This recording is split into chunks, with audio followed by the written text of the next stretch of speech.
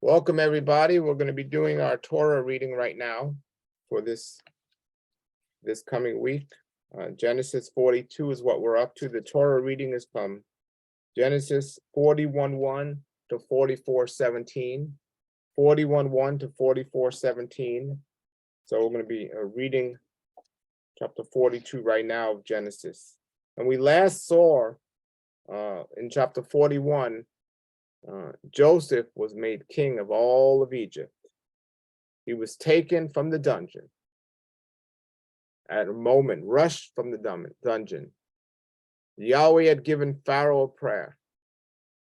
And Pharaoh wanted an interpretation of it. And he got that interpretation, but not from his magicians. They couldn't do it. There was only one that could. And it wasn't him that gave the glory and said he could do it. He said it's only Yahweh that can do it. He acknowledged the true source of the dream and also the answer to the dream. So when we came to the end, we spoke about the 7 years of plenty and the 7 years of famine that was to come. And as we were discussing, famine was and meant a plague over the land was coming on Egypt after the 7 years of plenty that was coming. And in the last year of the good years, Joseph had two sons, Ephraim and Manasseh, for their names. And he was prepared with the food for when the famine started. It was going to be everywhere, including Egypt. And that everyone would come to the only place where there was food available. And the king would send them to Joseph. And Joseph would be in charge of all. So that's where we last were when we looked at this chapter here. Now we're continuing with chapter 42, and we're reading the Torah reading each week and touching upon the words and the information here to get a good understanding of our background, our history, and to understand this. Remember, Jacob had his issues, but finally got humbled as he got older. But his children had major issues and still do. And the only two innocent children were Joseph and Benjamin. And he was trying to protect Benjamin when Joseph sent the 10 brothers. When Jacob sent the 10 brothers, he didn't think Joseph was alive and he wanted to protect Benjamin. But we're going to see here that that's not going to work. He wanted him to come back with all the brothers. And in chapter 42, Jacob saw that the grain was in Egypt, and Jacob said to his sons, "Why do you look at each other?" And he said, "Behold, I have heard grain is in Egypt. Go down there and buy for us from there, that we may live and not die." This is how severe the plague was all over the land, and it wasn't just Egypt. And I would suggest that Yahweh created this event all over the world for one reason and one reason only. Now, we're not talking about the response of the wicked Egyptians, but Yahweh had a plan for Joseph. Yahweh had a plan for his righteous people. Yahweh had a plan, and this was all part of the plan. Yahweh needed a way for the brothers to get back there. Yahweh wanted Joseph to be restored to this or put to this position. And the reunion and the way it happened and everything was according to Yahweh's will. And this is the way that this happened. Jacob said, "Go down there." Now remember, Jacob's one that heard from Yahweh. At this point, trusted from Yahweh. But we still see this. It didn't say at this point that Yahweh said to Jacob, "Go down to Egypt," but it says, and Jacob heard grain is in Egypt. Now the question is, who did he hear that from? Did he hear that from Yahweh, or did he hear that from Somebody down the block, somebody on the street told them. Where did he hear that from? Well, regardless, he said, I have heard there's grain in Egypt. Go down there and buy from there, that we may live and not die. That we may live and not die. And Joseph's 10 brothers went down to buy grain from Egypt, but he had 11 brothers, and only 10 went. It says in verse 4, Jacob did not send Benjamin, Joseph's brother, with his brothers, for he said, least harm happened to him. So we see here the kind of relationship that Joseph had with Benjamin, and we remember the relationship that Isaac and Rebekah had with Jacob and Esau, having their favorites, having their reasons, having their preferred children. This was not a good thing. But this is what Jacob did. He still had some of his history behind him, let's say that. And among those coming, the sons of Israel came to buy, for the famine was in the land of Canaan. The famine was in the land of Canaan. All over this spread. And Joseph was the governor of the land, the one selling to all the people on the earth. So selling to all the people on the earth. So the famine didn't just hit Canaan, it was all over the earth. And Joseph's brothers came in and bowed to him, face down to the earth. Isn't that interesting? Isn't that interesting? Remember Joseph's dream, and that why his brothers hated him, because he had these dreams, and how his father and his brothers even, or his father even and his brothers were upset with him because he would tell them these dreams to go down and bow down to him and worship him and all this. Isn't it interesting? Little prophet Joseph, his prophecies coming through, his dreams coming through, as it says. And Joseph's brothers came in and bowed to him, face down to the earth. Face down to the earth. I want to talk to you for a moment about reverence. Their life was on the line. Their life was on the line. Their food was on the line. When our lives on the line, we seem to give an extra importance on reverence.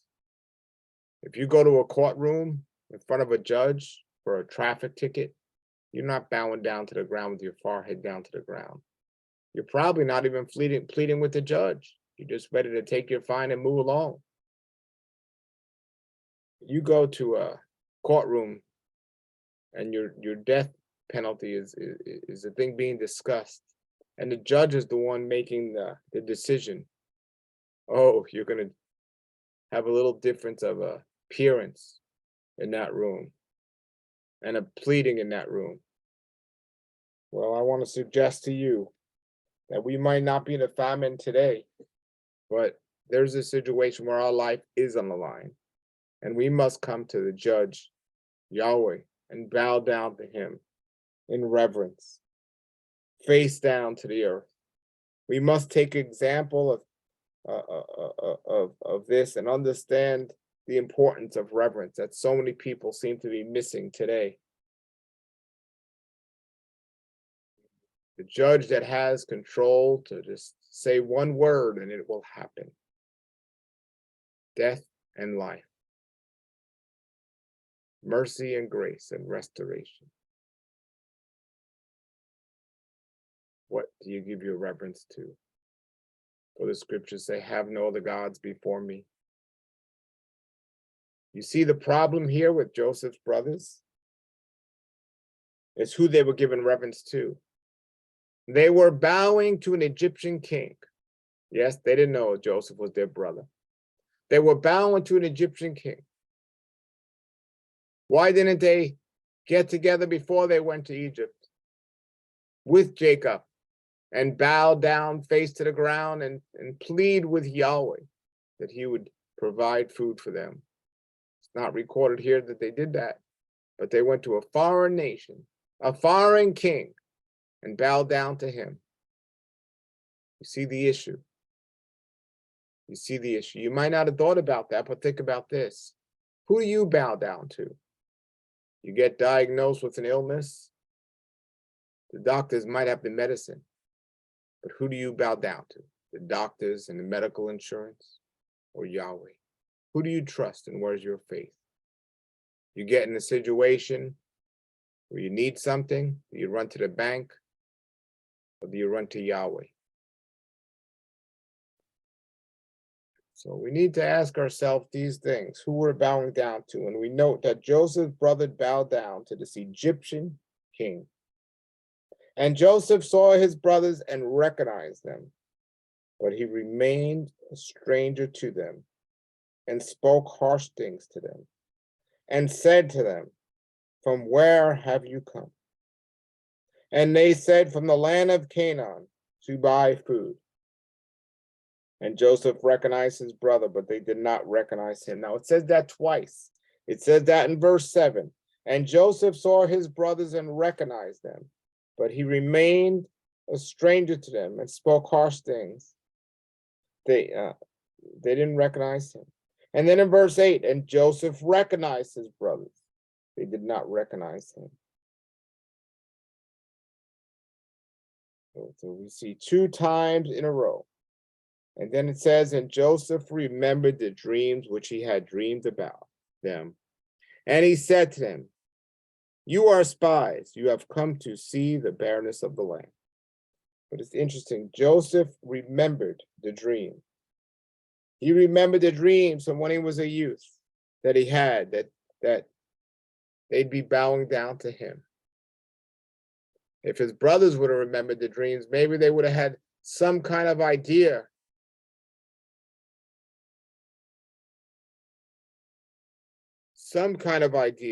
that, hey, this was the dream we had, and here we are bowing down to this person. And who is this person? And maybe they would have realized it was Joseph. Joseph remembered the dream which he had about them. And he said to them, "You are spies." So it says here, he spoke harshly to them, and he said they are spies. "You have come to see the barrenness of the land." Now, I don't know if Joseph had a plan at that time in his mind of what he was going to do. I don't know if he was acting out of bitterness, or he had a well thought out plan that the way it turned out. But he had to do something. He couldn't just give them food and let them go and just take their money. And they said to him, "No, my master." So here they are calling the foreign king master. The foreign king, again, they're not praying to Yahweh. "Oh, Father Yahweh, help us. Give us good favor in this man's eyes. Help us." But no, they said to him, not to Yahweh, but to him, "No," and they called him master. "Your servants," now they're his servants, "have come to buy food." You know the boldness of Moses going to Pharaoh, who could have killed him at an instant. Moses represented Yahweh. Moses had a relationship with Yahweh. Moses would never bow down to Pharaoh. Moses would never call Pharaoh master. Moses would never say he's a servant of Pharaoh. But here we see Jacob's sons doing just that. We see all through scripture Yahweh's prophets with their lives on the line, giving reverence to Yahweh, not to foreign king. And then they said, "We are all sons of one man. We are honest. Your servants are not spies." They might have been honest in that one thing, but they weren't honest.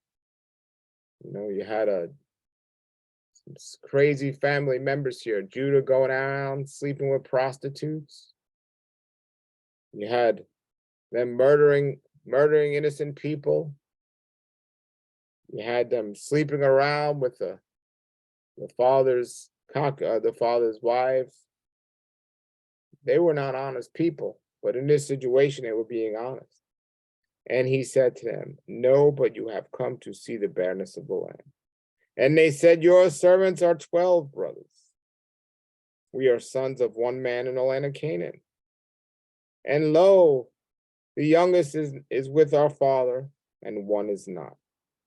So now they're trying to tell him the truth. Maybe they figured he knew about them or something. And he says, and Joseph said to them, this is that which I have spoken you, saying, you are spies. But this you shall be, by this you shall be tested. So remember the situation they were in here. They were being told they were spies. And now they were nervous. They were worried.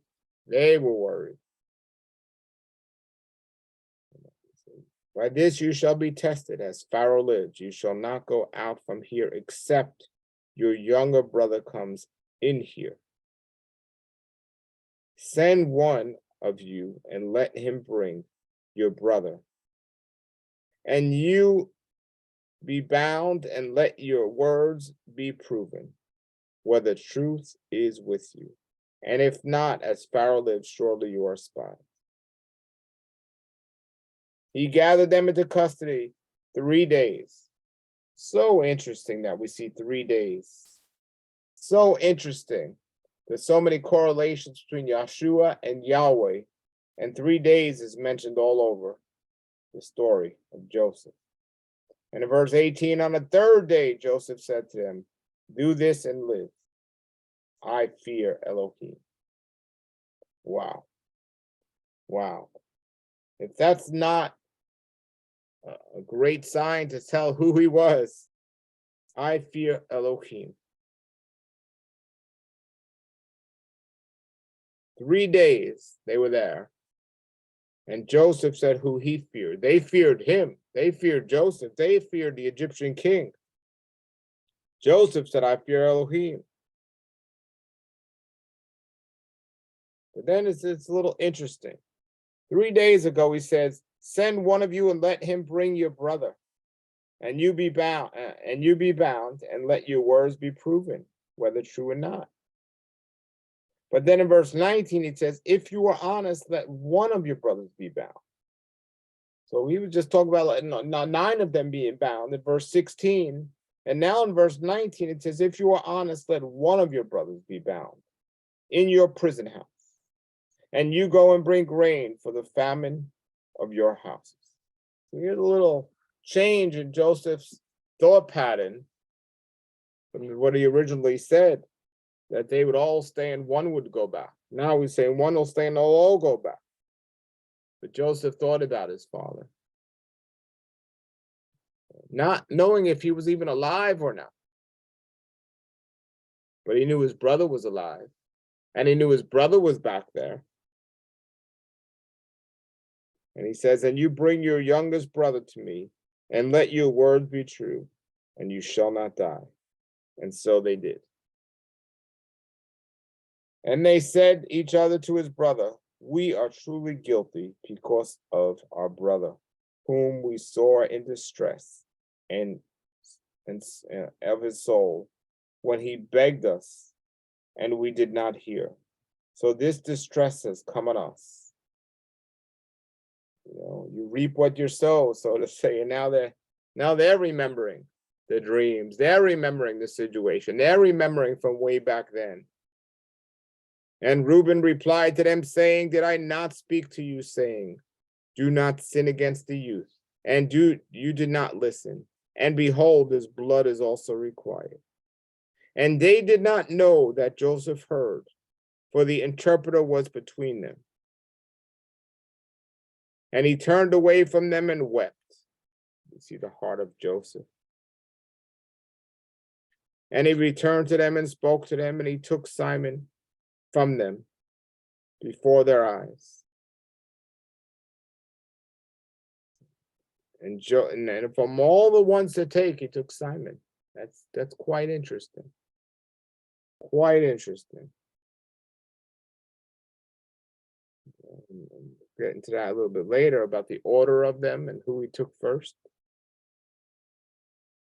And Joseph commanded, and they filled their vessels with grain and returned their silver, each into a sack, and gave them food for the way. He did so to them. So he filled their sacks with the food, and he returned their money that they were paying for it in the sacks. They lifted their grain on their donkeys and walked from there. So this meeting didn't go the way they planned it to go when they first arrived there. In verse 27, and one opened his sack to give fodder to his donkey in the camp. And he saw his silver, and behold, it was in the mouth of his sack. And he said to his brothers, my silver has been put back, and also look in my sack. And their hearts went out, and they were each terrified, saying to his brother, what is this Elohim has done to us? Now they want to acknowledge Elohim, but it's not in a good way. Praise Yahweh, our money's returned. But no, what is this that Elohim has done to us? They're thinking about the punishment for what they did to Joseph. This is not off their mind. What is going on here?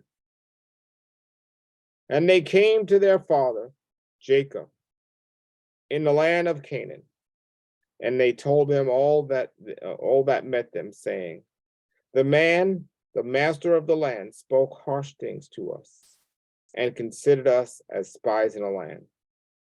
And we said to him, we are honest, we are not spies. We are 12 sons of our fathers. The one is not, and the youngest is with our father today in the land of Canaan. So now Joseph, so he knew Benjamin was alive, and he knew the father was alive from that. Before it says, I don't know if it said of Joseph, and he said if they were with Benjamin, but Joseph knew and took the grain back to Benjamin and the father.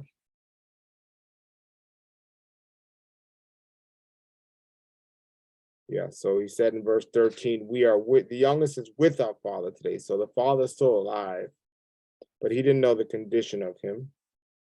And before I said that he knew Benjamin was alive, not the father. So he knew the father was alive. Verse 33, and the man, the Lord of the land, said to us, by this you shall know that you are honest. Leave your one brother with me, and take and go for the famine of your house. And bring your youngest brother to me, and I may know that you are not spies, but you are honest.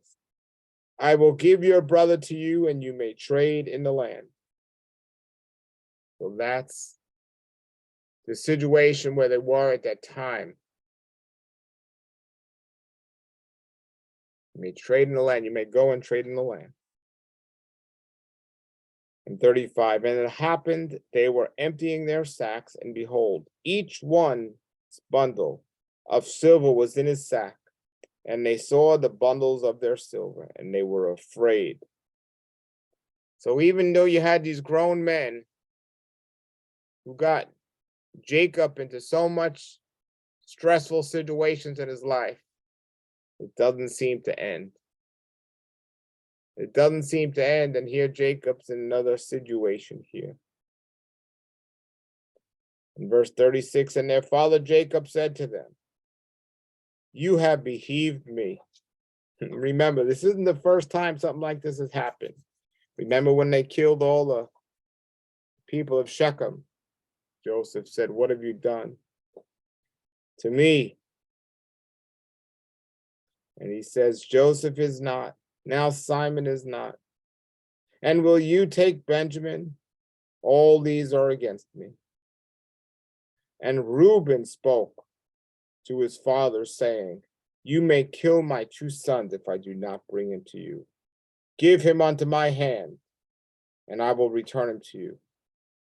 You know the scripture that says, let your yes be yes and your no be no. Do not make a plea that you cannot keep. This is a very strong words that he may kill. It's like you may kill your 2 grandsons if I do not return. That's the last thing he'd want to do. If he's losing all these children, he wouldn't want to lose more. But this just shows where Reuben's heart was for his father at this time.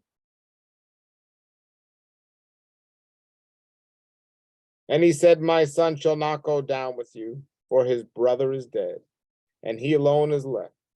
And if harm shall happen to him, in the way in which you go, you would bring my gray hair in sorrow to the grave. So this is something that Jacob was not about to let happen, as we see here in these verses, about Benjamin going down there. So what was going to happen? The famine was still around, and they only had food for a certain while. So they had to make a decision. They had to do something. And we're going to read about that in chapter 43 as we read that tomorrow. And remember, we're reading the Torah reading this week for this coming Sabbath, and it's Genesis 41 to Genesis 44.